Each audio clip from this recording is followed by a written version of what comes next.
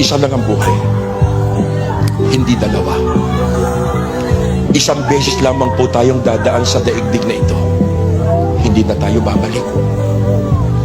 Pero tiyakin mo na sa pagdaan mo sa mundong ito ay nagkaroon ng pitak sa puso mo si Kristo, sapagkat tinitiyak ko sa iyo,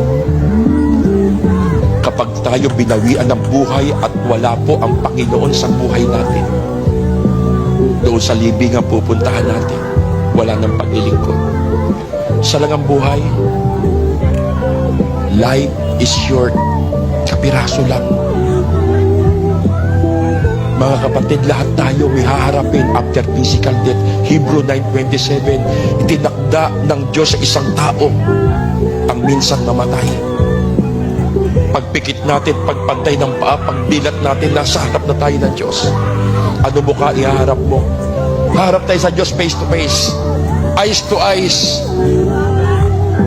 Kung dito wala kang ginawa sa Panginoon, di ka naglingkod sa Diyos, ano mo kaya harap natin sa Panginoon? Binili tayo sa malaking halaga.